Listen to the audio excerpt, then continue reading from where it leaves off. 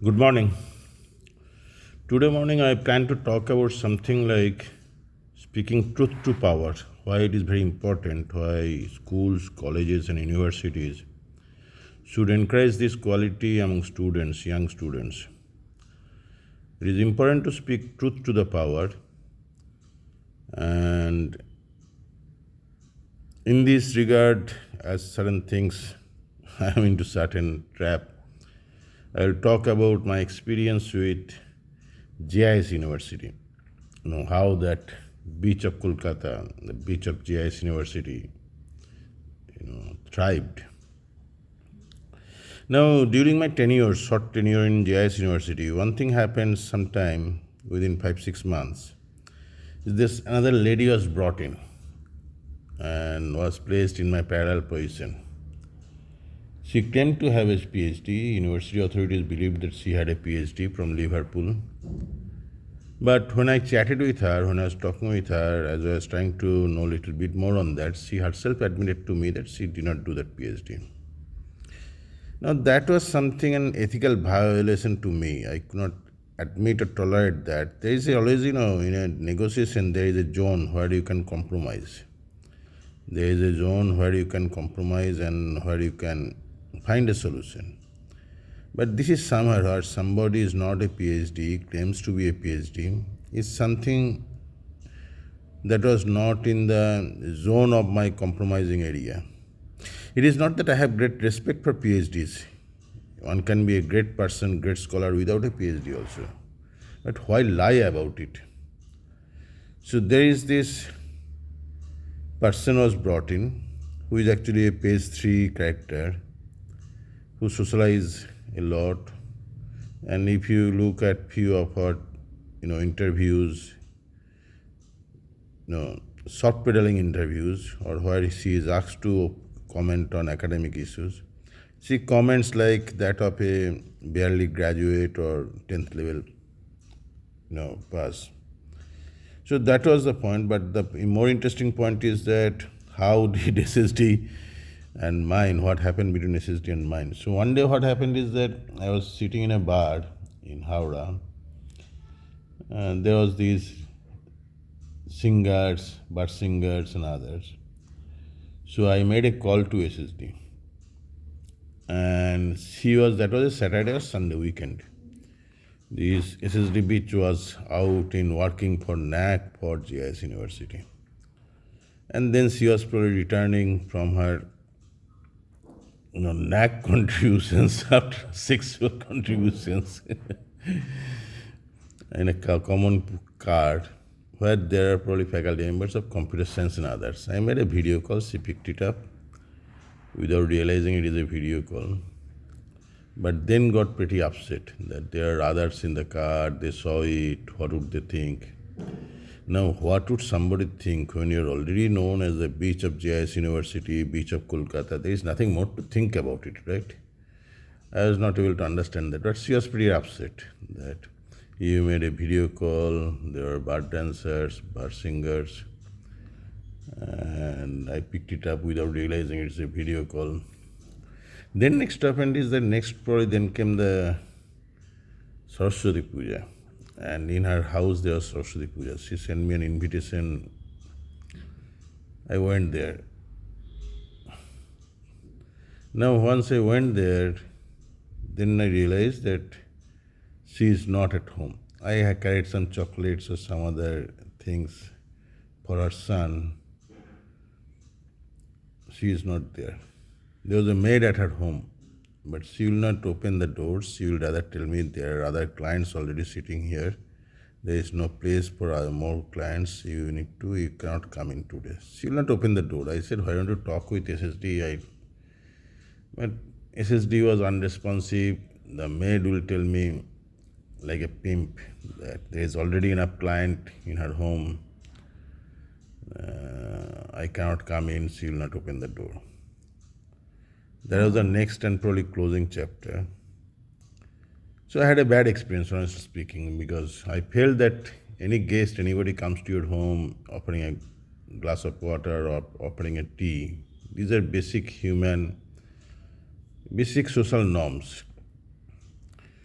So I waited there for almost 1-2 hours and then returned back.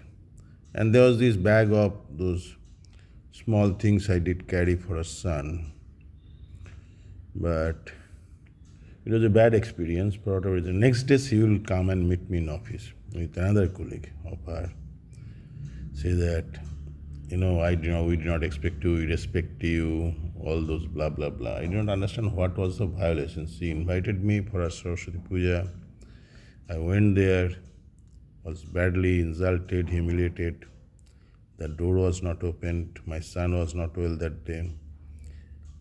So that was a bad experience, but she did not like it for whatever reason, I don't know, because she is very concerned about her image. That somebody, a client is outside,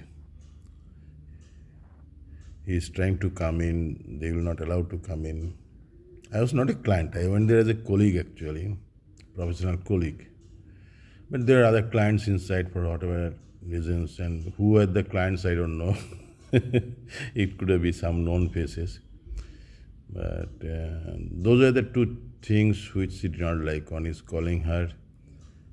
Her other colleague come to know that I called her. And the second one was that she invited me. I went to her home and then was not allowed because there are other clients, many clients probably waiting to be served by the beach of Kolkata. So she is the beach of Southern Avenue, or whatever she says, whatever she says, Golf Green. I don't know those places much. Everybody knows her. There's a beach there. GIS University knows her as a beach there. Okay, coming back to the important thing. I'm sorry, I'm digressing. Speaking truth to power. I think one of the best qualities universities can teach, schools can teach to the students. Now, what do I mean by speaking truth to power? As you look anywhere, what is happening in India, speaking against Mr. Narendra Modi is very much egotist. He doesn't love to be criticized. So is BJP government. So is a university vice chancellor. So is a university promoter. So is a university professor. But the best feedback you can give them is to speak truth to power. I think UGC needs to look at it and revisit it. How can you allow somebody not having a PhD but claiming? Again, I'm saying that person is a great scholar. I'm not denying that. But why falsely claim that you have a PhD when you don't have a PhD? Something I can't allow where I am there, and I cannot allow that to happen in a setup which I am apparently heading. I cannot allow that. You cannot allow somebody, you cannot introduce somebody to the students, to other colleagues, other stakeholders that she is having a PhD. Now this lady, she would talk to me on setting up toilets for transgenders. That idea it was very bizarre to me. So I talked to SSD about it. That, how do you see this? I didn't write about it. SSD will say, yeah, this is necessary. You need to have toilets for transgenders. All this stuff. SSD will tell me smilingly, coyly. And then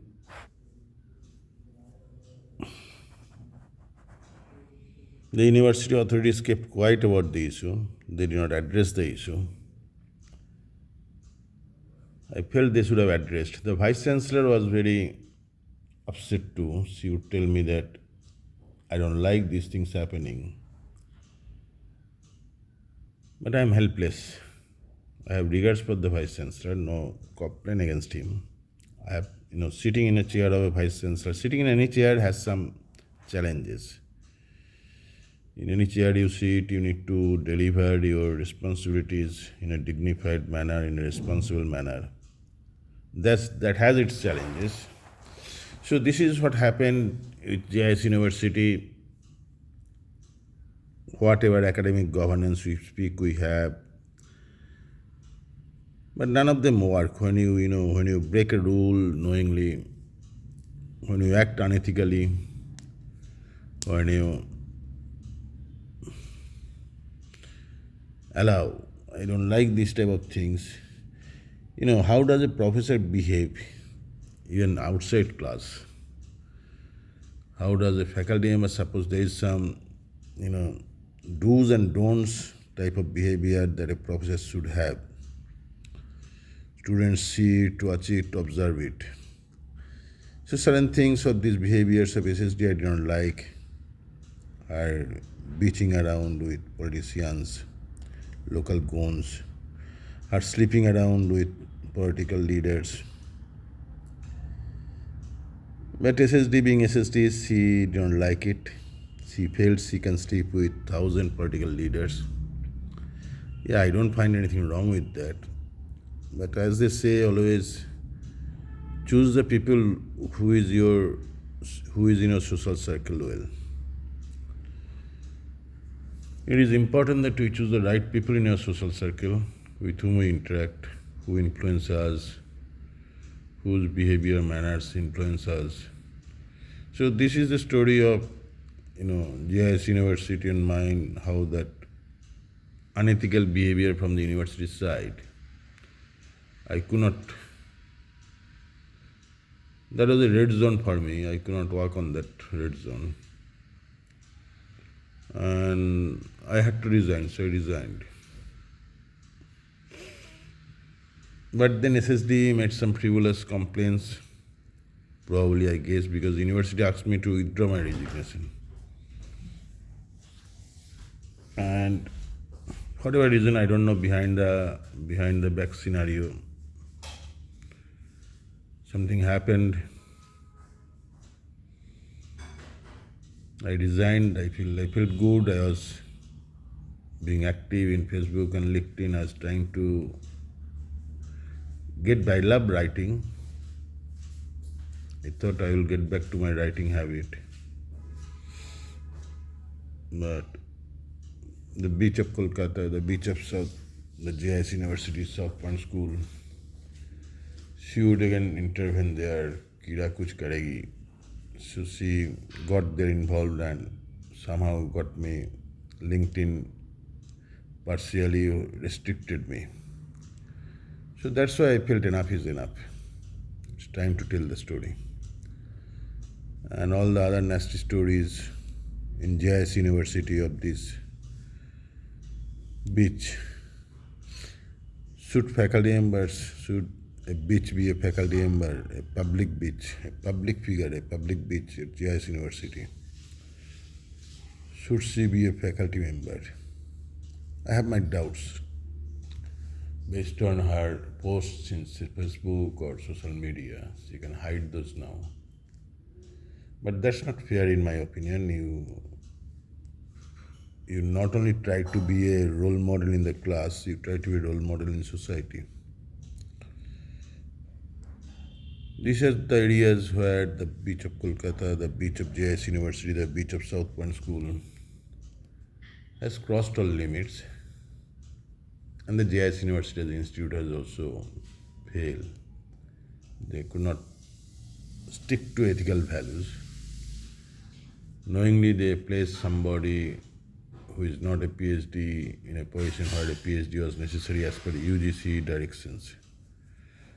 So that's it. I'll talk probably more on that, on economics and other things also.